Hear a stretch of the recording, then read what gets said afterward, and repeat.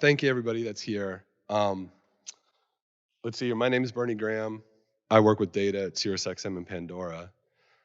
Before we get started here, though, I need a show of hands of who here does not work at Databricks or SiriusXM and Pandora. So we got 1, 2, 3, 4, 5, 6, 7. I think I saw an 8. You don't count. You're part of the crew. 8. And I think we got one more coming in. So I don't know. I think we're doing the under. The line was 10 and a half.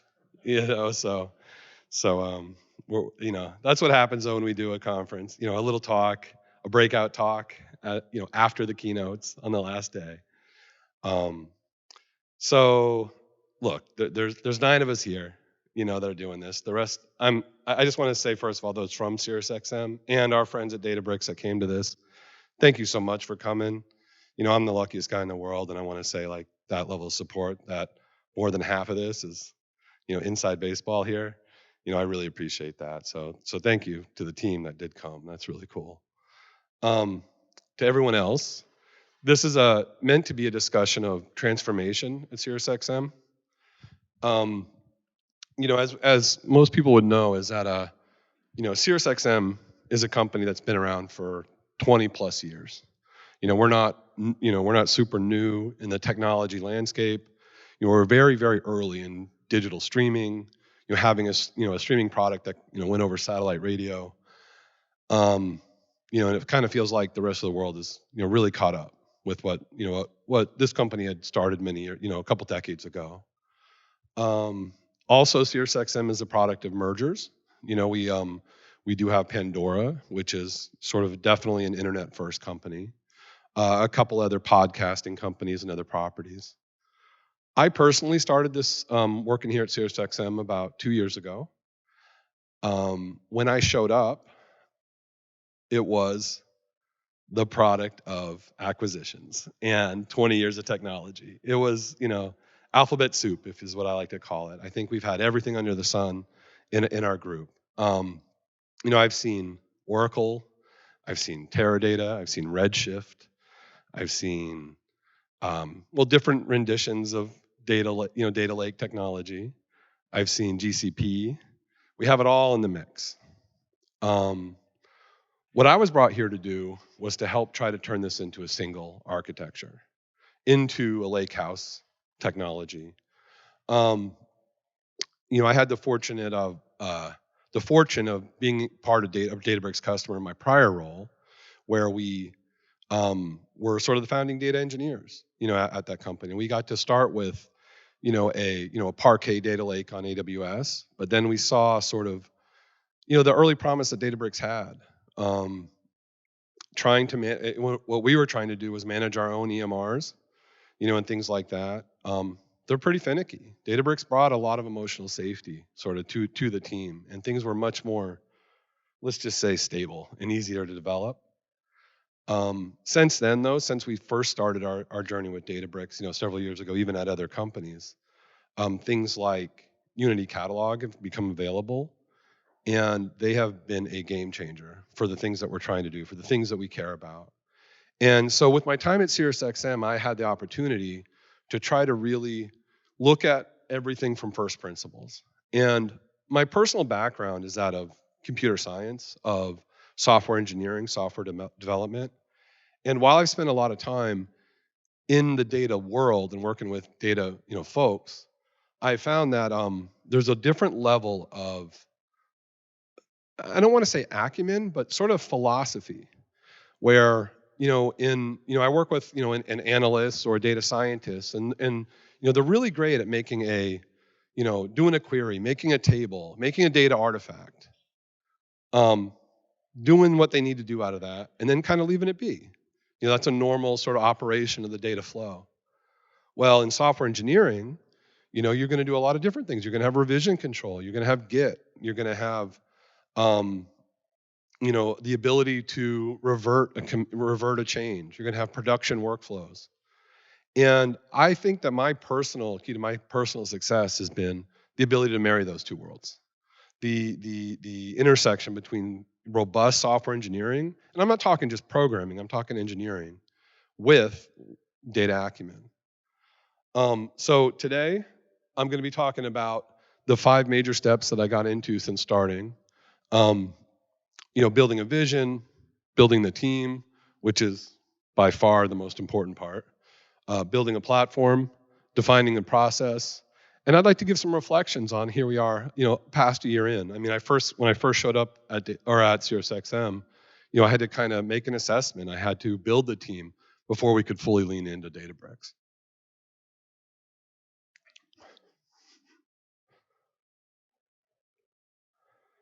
This is a slide I think, or an artifact, a drawing that I think a lot of us has seen.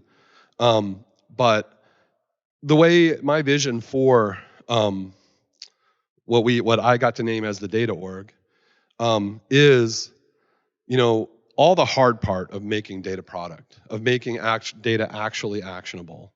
A lot of people want to talk about, well, the Gen AI, the deep learning, the deep analysis, all these things that are happening. Everyone thinks about that, but I really do.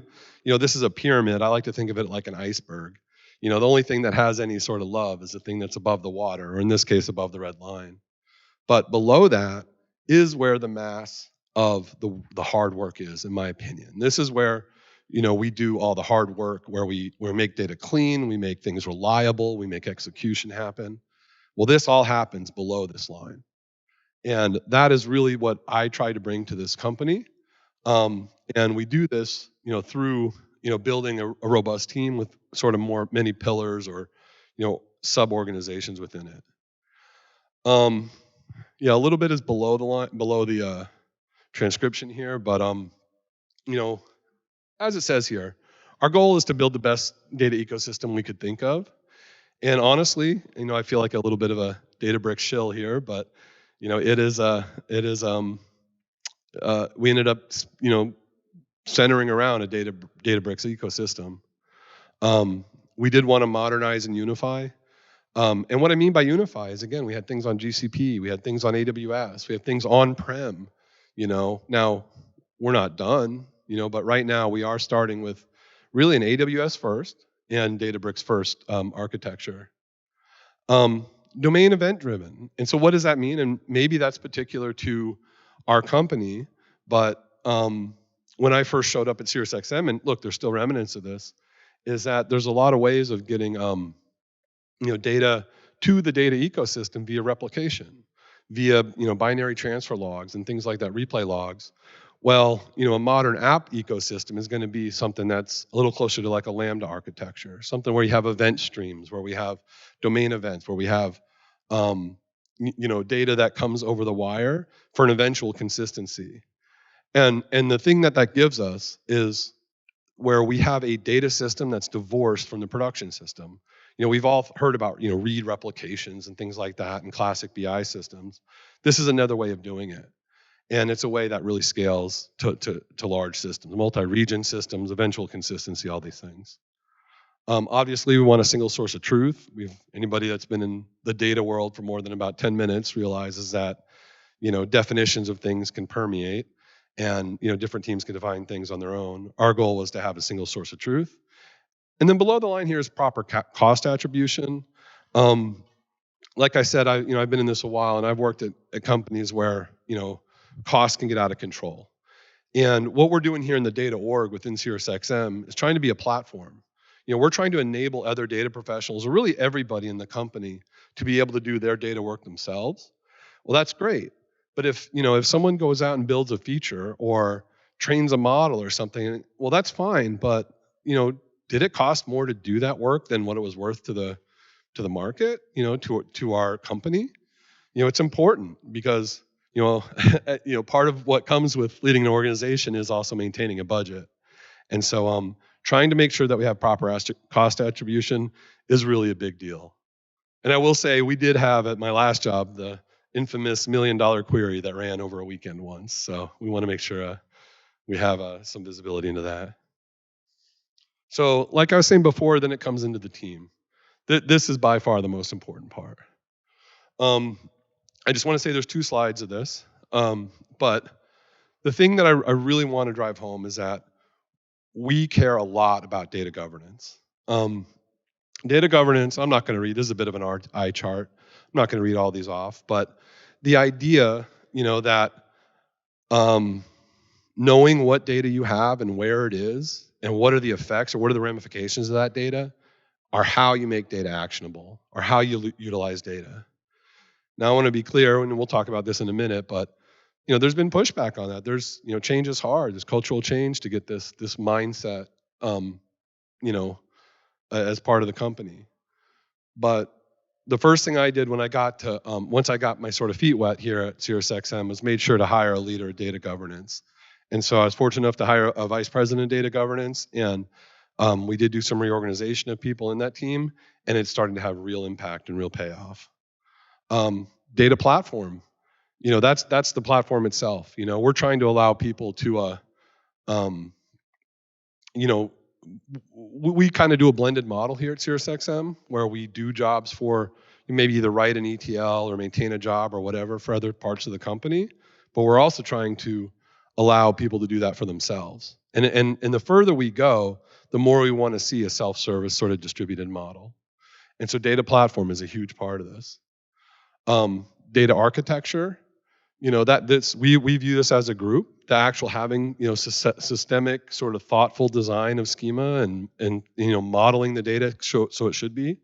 And in fact, actually, it's kind of buried in here. But when I was working with one of my coworkers, this bottom bullet point is probably the most important thing that data architecture brings to us, which is to stop the proliferation of single-use tables.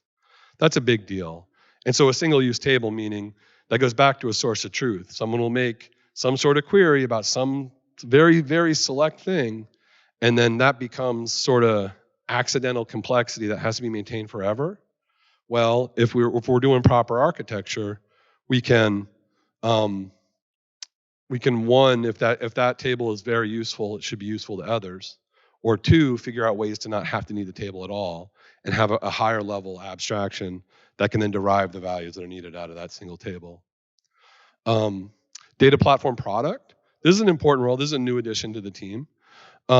This is really important too because while data platform itself is a very engineering first, a very very technical discipline, we do have we needed an intermediary between us and some of our consumers, and because what I like to say though is that everyone has a stake in data at a company, and there's going to be a whole spectrum of technical ability. And so to be able to go to someone who's in advanced data science or in advanced analytics versus someone who's been in the finance department for 20 years and needs probably specialized products, we need to make sure that we're listening to them and managing that sort of stakeholder input.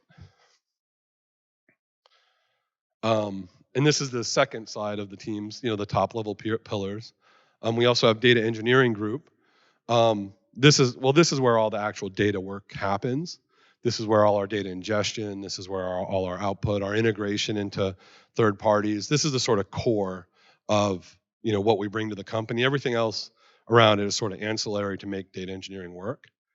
We do have a specialized data team where it's called the product experience data team.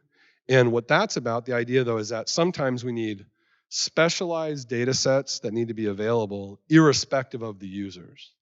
And so a lot of work that happens in a company is going to be one-offs, integrations, ingestions, things like that. But sometimes when you have something like, we're a streaming application, so that means we get an influx of a lot of telemetry data, how people are traversing, the app. And, to just give that raw data, that raw telemetry data to an analyst is not fair. It's expensive. And so to bring that together as to one sort of data product is what this team's about.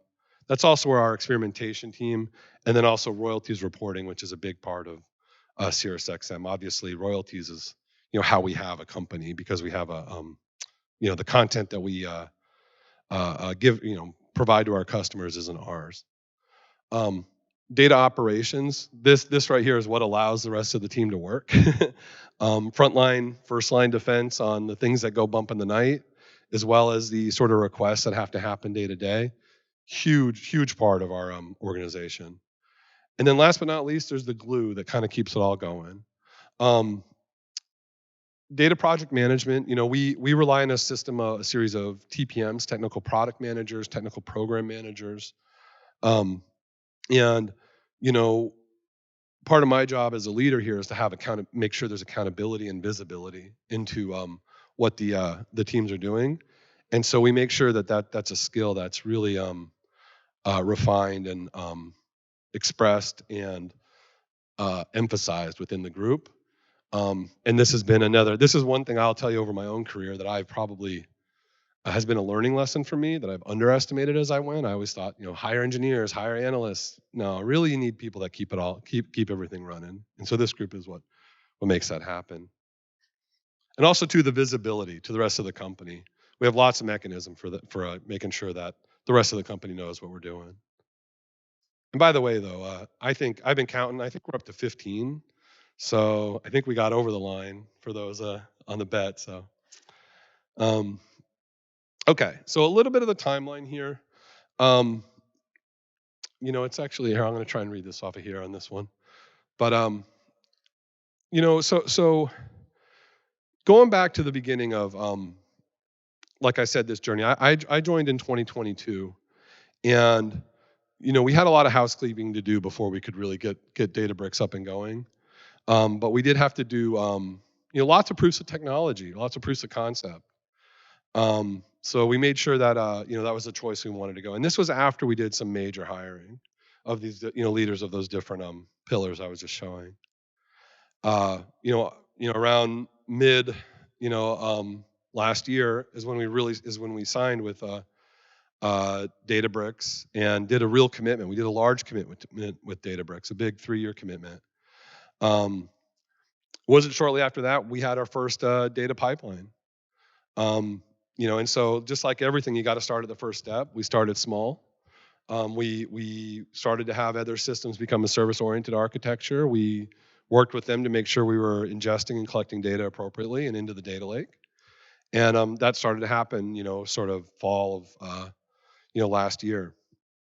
Also around that time is when we started doing user onboarding, and so that means getting the data science, getting those who aren't in the data org getting to use these notebooks, getting to use these reports, starting to generate that. That happened just late last year. And then by December is when we were really go. We really figured we would say that the new data ecosystem, the Databricks centric one, was up and going.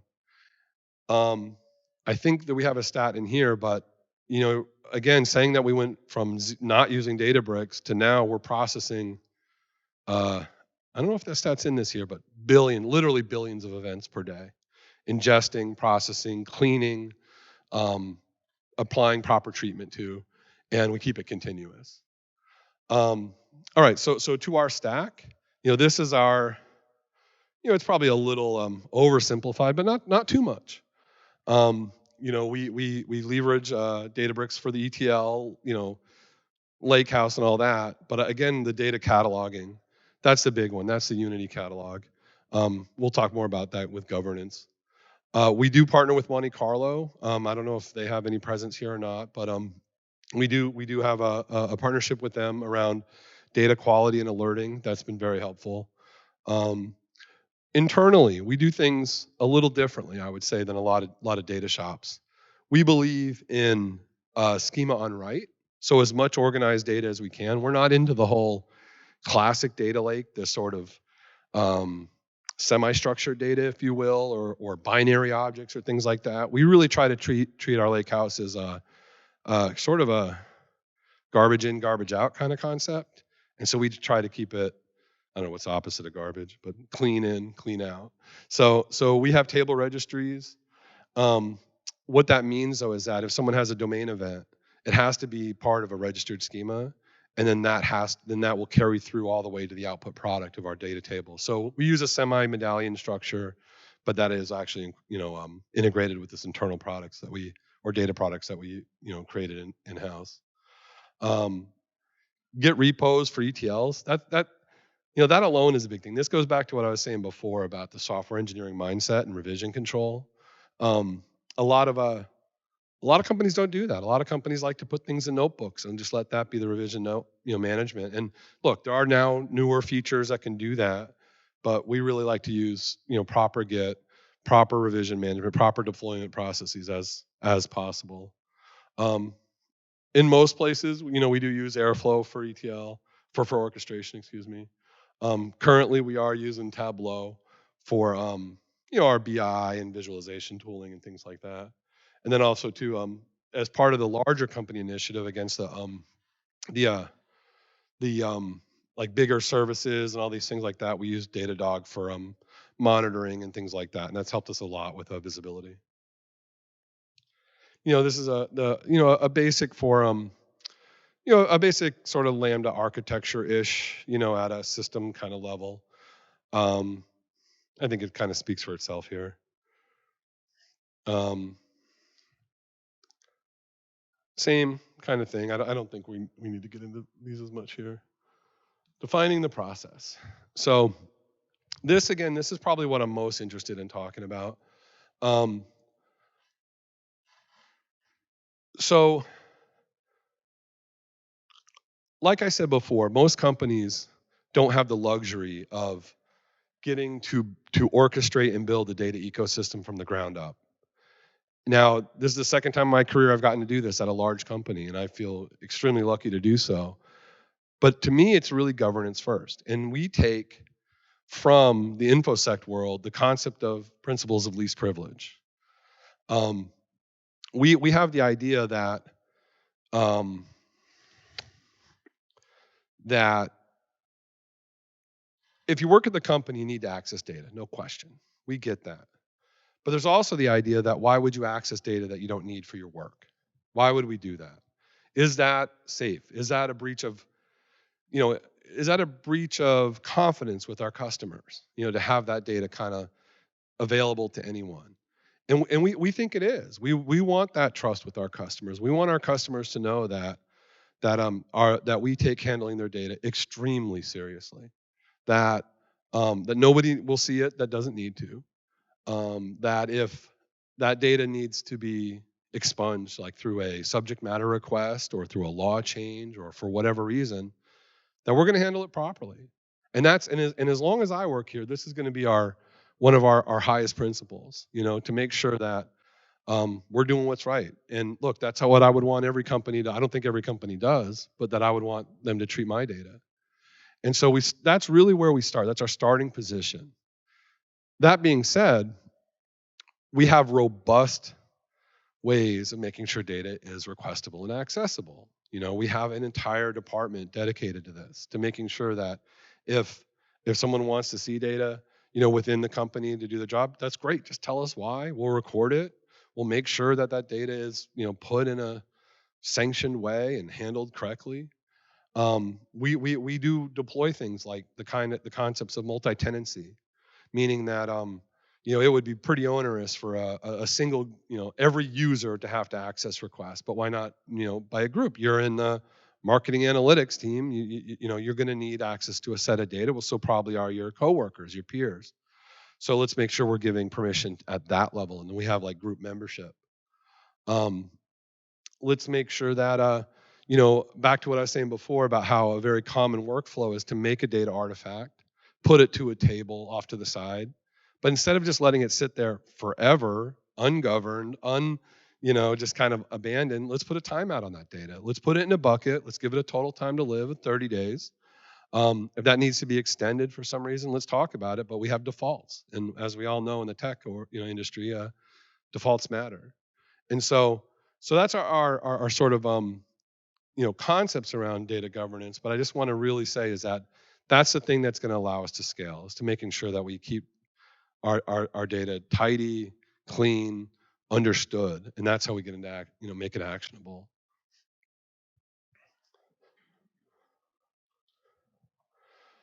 Um,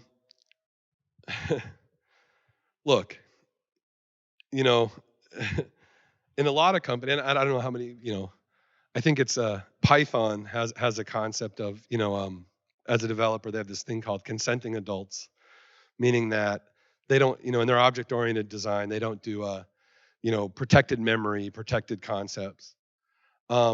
And it reminds me a lot of this notion of high trust environment is what I've heard. And in fact, we work with a lot of people from Netflix, and that's what they used to call it 20 years ago, was high trust environment, meaning that everyone could see everything. And well, to be quite honest with you, the culture at Pandora and a little bit at SiriusXM was a bit like this high trust environment. Everyone could see everything.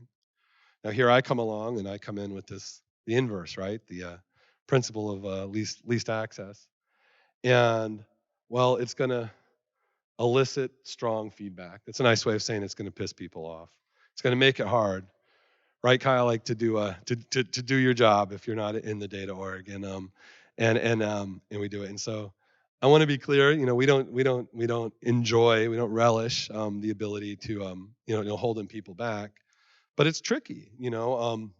Like I said, we're still in a plural environment. We still have data. We were just talking about data in Redshift right now, and how do we govern against that when the governance platform is is a Unity catalog.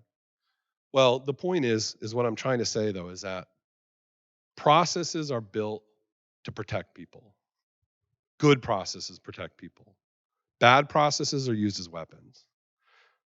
I have no interest in weapons. And so the only way to make anything go from good to great or to ever improve is to observe and to refine and cycle. So we take feedback on this process. Now, a lot of the feedback is, well, why can't you just open everything up for me, Bern? Like that'd be a lot easier, right? Well, that's we're not quite there yet. We're not going to go there. But I will tell you though, is we've made a lot of adjustments over the last year. We've learned a lot. We do have the process trying to balance both the culture, the changing legal environment, and our perspective of data stewardship, that we're making sure that it's we're holding up to our own standards.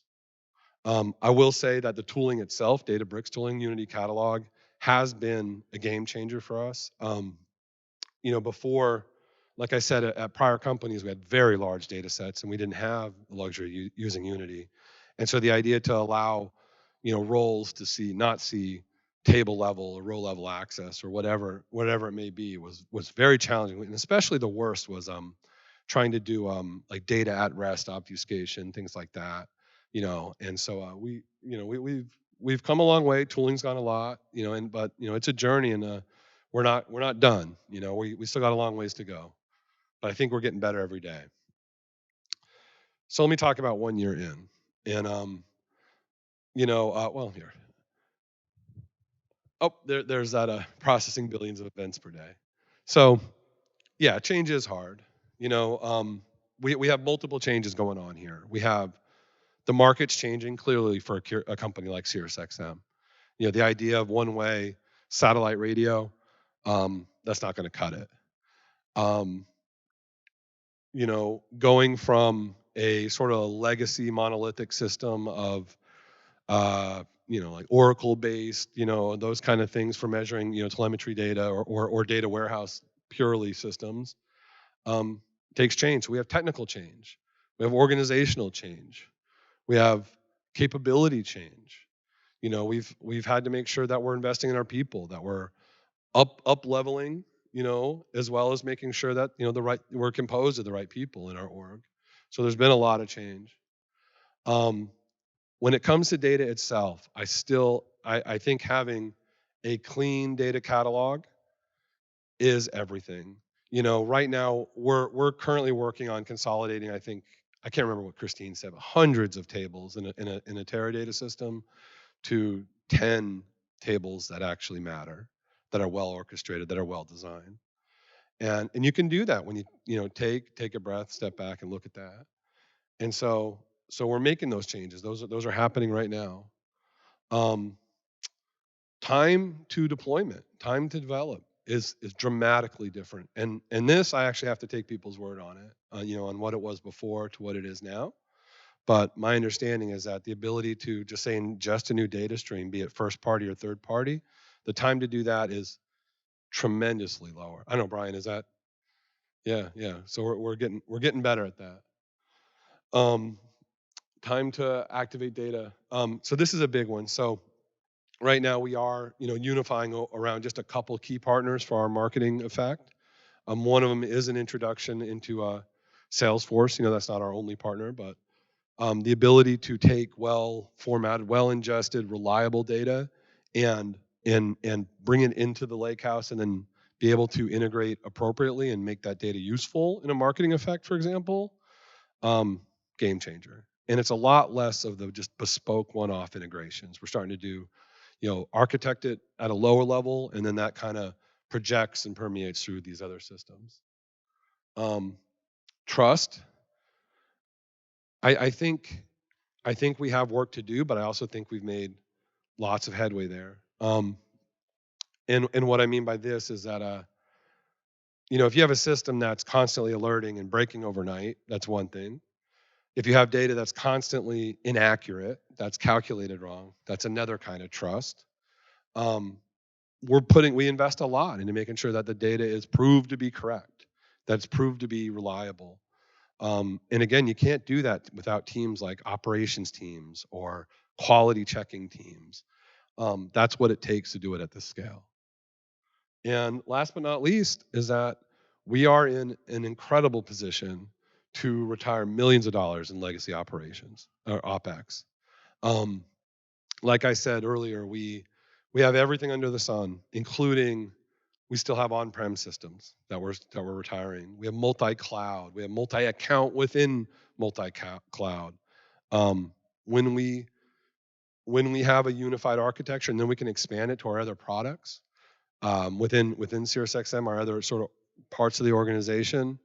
One place actually saves quite a bit of money because every technology stack you have to maintain and you have to operate, and especially and you have to staff differently too. And so like I said, it's a journey. We're only partway through it, but a year into it, I would definitely give ourselves a passing grade, but perfection's still to it's a little bit out of reach. So that's kind of it, at a nutshell. I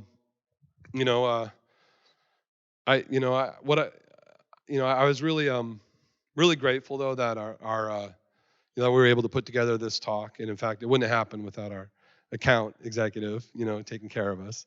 But I'm glad that we could share this. I'm glad that that we've gone this far. Again, not to sound, it is a Databricks conference, so I will say it. We wouldn't have gotten this far this fast without Databricks. And that's it. All right. Well, thank you very much, everybody.